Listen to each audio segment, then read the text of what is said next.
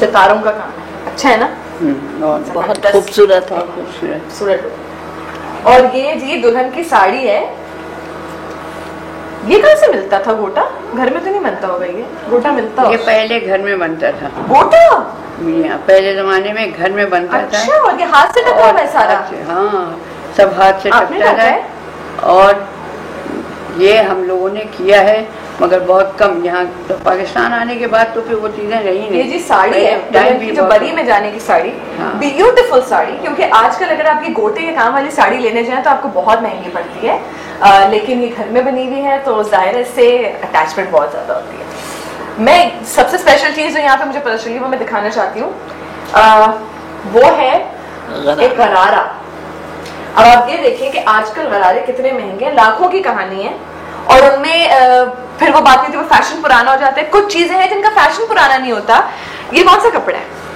तो पहले जमाने में गरारे बनते थे, बनारसी, बनारसी है ये जी। लेकिन ये तो बड़ा सिल्की टाइप का, बड़ा अच्छा सा है ये, सॉफ्ट सॉफ्ट।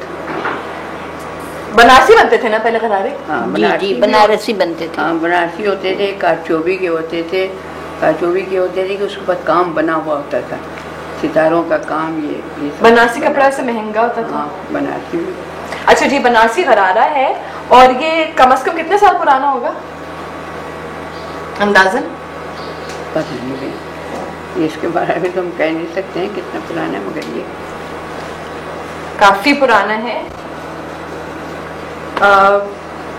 एक सेकंड, हम थोड़ा सा कंटिन्यू करें। ये छोटी आदि की शादी का है तो कितना ठीक है। बनारसी के जो होते हैं वो दरअसल ये जमी होती है, बनारसी जो होता है वो बिल्कुल जमा होता है। ठीक है, ठीक है। इनकी भी बात करें ना, ये बटुओं के आएंगे, ऊपर आएंगे ना अभी। चलें जी, रोल। अच्छा, ये गरारा जो है ये ब्रोकेट का है, क्योंकि बनारसी गरारे शायद थोड़े से काले पड़ जाते थे। पहले कामदानी भी बड़ा होता था, कामदानी का तो जरूर होता था भाई, बरी में एक सूट बहुत जरूरी होता है। तो कामदानी पहले सच्चे गोटों की बनती थी, सच्चे तार से बनती थी, काली नहीं होती तो थी, वो काली हो जाती थी। अच्छा, अब ये जो आर्टिफिशियल चले हैं तो ये काले नहीं होते हैं। अच्छा, ब्रोकेट का गरारा कम से कम 35-40 साल पुराना, और आप देख सकते हैं कि एज इट इज है, तो ब्यूटीफुल। और इन कपड़ों की जो बात है ना, वो तो फिर नहीं है आजकल के कपड़ों में। इसके अलावा हम आपको दिखाते हैं जबरदस्त से बटवे। और बटवों की उम्र तो आपने बतानी पड़ेगी, आप अभी से दिमाग पे जोर डालना शुरू कर दें। बटवे दिखाते हैं। बटवों की उम्र क्या? अब ये इनकी अम्मा के हाथ के बने हुए हैं, तो आप सोच सकते हैं कितने पुराने बटवे हैं। बहुत खूबसूरत बटवे। वैसे ये तो किसी की ससुराल में भी दिए जा सकते थे, कि दुल्हन की सास को दे दिया, इसमें छुआरे डाल के। हमारी भतीजी की शादी में दुल्हन की सास को छुआरे डाल के तो नहीं दे सकते, दूल्हा वाले देते हो तो छुआरे। दूल्हा को सलामी दी जाती थी इसमें रख के। ओए जबरदस्त। और क्या होता था इन बटवों में? पान में वाली चीजें। इन बटवों में ये होता था कि कुछ मेवा वगैरह डाल करके बांट दिया, मेहंदी के दिन, मायूं के दिन, सबको, लड़कियों को दे दिया, ये होता था। ये बटवे मैं आपको दिखाती हूँ, खूबसूरत बटवे और अभी तक बिल्कुल नई कंडीशन में। तो ये चीजें अब हमारी जिंदगी से डेफिनेटली मिसिंग है। इसीलिए हमें लगता है कि शादियों में वो बात नहीं है। हम इवेंट मैनेजर्स को जरूर दे देते हैं, इवेंट प्लानर्स को अपनी शादियों का कॉन्ट्रैक्ट, लेकिन जिसकी अटैचमेंट नहीं है आपकी शादी से, तो वो फिर कैसे मेमोरेबल इवेंट बन सकता है? वो फैसिनेटिंग जरूर होगा, ग्लैमरस जरूर होगा, लेकिन शादी का मेरे ख्याल में हर काम खुद करना चाहिए, है ना? वो उसमें जो मजा है ना, पता चलता है कि 1 महीना 2 महीना पहले पता चलता है कि यहाँ घर में शादी होने वाली है। आइए, तशरीफ लाइए, आइए अपना घर समझते हैं। एक मिनट।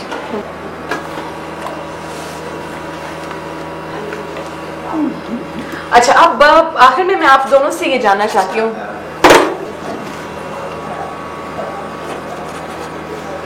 जबरदस्त सा पानदान, बहुत भारी है यार, ये तो उठाने में वाट लग जाए। अच्छा भाई, अब हम आखिर में आप लोगों से जानते हैं कि आजकल जो शादियां हो रही हैं, आप लोग बहुत ज्यादा अपसेट हो जाते हैं ये देख के कि किस तरह से आए दिन तलाकें हो रही हैं, शादियां टूट रही हैं, आपस में नहीं बनती हस्बैंड वाइफ की।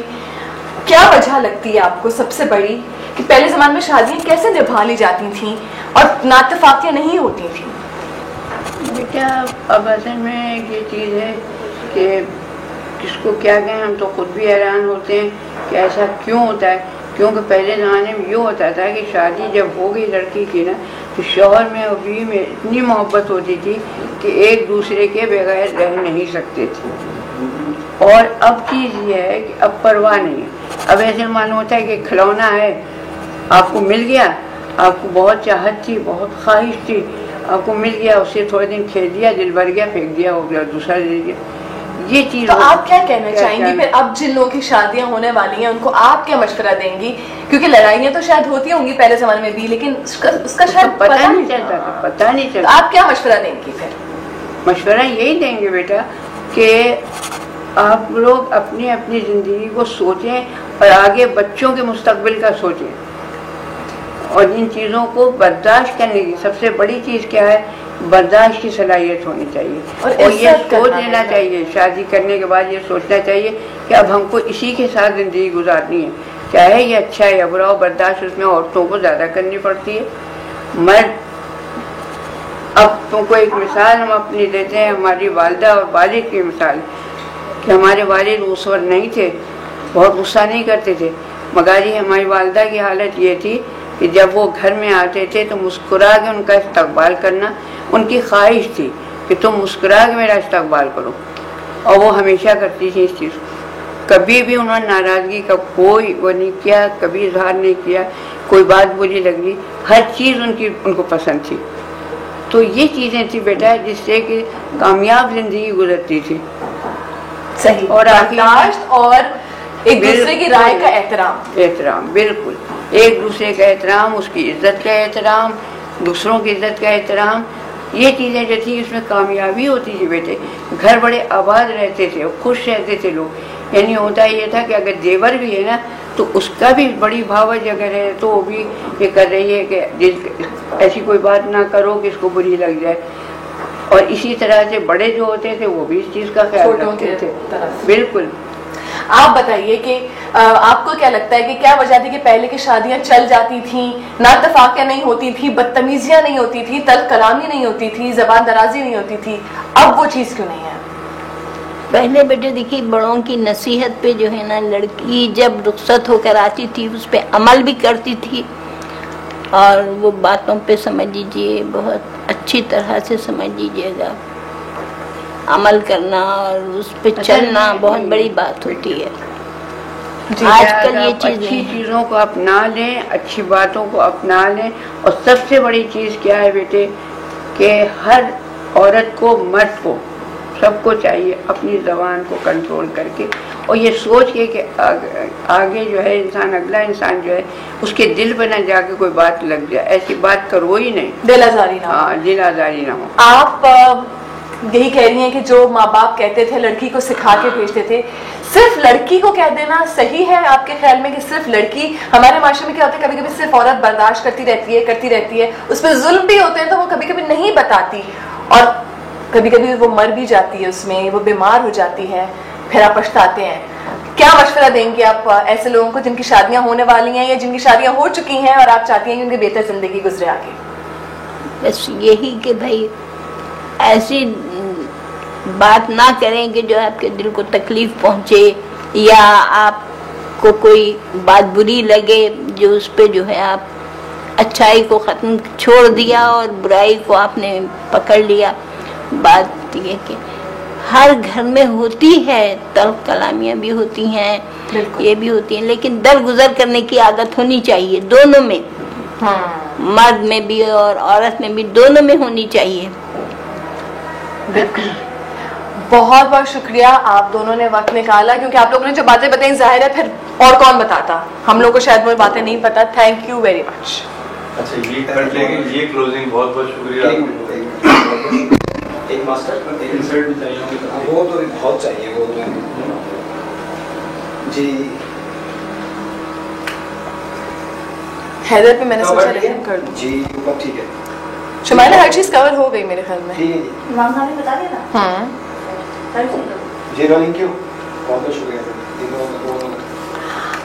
बहुत बहुत शुक्रिया कि आप दोनों ने टाइम निकाला और आप दोनों ने हमें बातें बताई, और आइंदा भी मशवरा चाहिए होगा तो हम फट से आपको दावत देंगे और आप आ जाएंगे इंशाल्लाह। अल्लाह ताला आप दोनों को सेहत दे, लंबी उम्र दे, ताकि आप हमारे साथ रहें।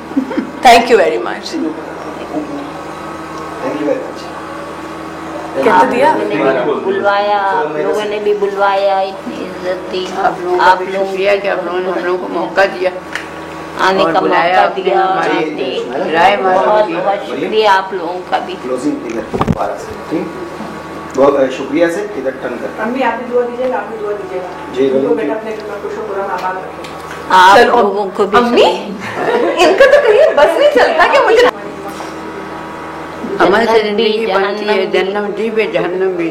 आप अपना अमल अच्छा रखें, आप दरगुजर की आदत डालें, तो उससे ये होगा कि आपका घर जन्नत रहे। तो हमने इन दोनों से ये टिप सीखी कि एक तो जब आप रिश्ता बनाते हैं तो आपने समझ लेना है कि आपको जिंदगी उस शख्स के साथ गुजारनी है। जिंदगी में रिश्ता खत्म करने का, तलाक का, खुला का ऑप्शन ना रखें, दरगुजर करना सीखें, एक दूसरे को रिस्पेक्ट देना सीखें, और माशरे के सामने कम से कम आपस में जितनी भी लड़ाइयाँ हो दूसरों को पता नहीं चलना चाहिए इस बात का। थैंक यू वेरी मच, आप दोनों ने वक्त निकाला, हमें इतनी बातें बताई इंपॉर्टेंट। आइंदा भी हमें कुछ पता करना होगा तो हम आपको जरूर जहमत देंगे। अल्लाह ताला आप दोनों को सेहत दे, आप सब लोगों की जिंदगियां दे, अच्छे नसीब करे आप लोगों के, सबके जितने हैं बेचारे बच्चे बच्चियां जो भी हैं। थैंक यू आपने वक्त निकाला। खुश खुर्रम रखे अल्लाह ताला। तो मुफ्त की दुआएं मिल रही हैं बहुत सारी। अच्छा।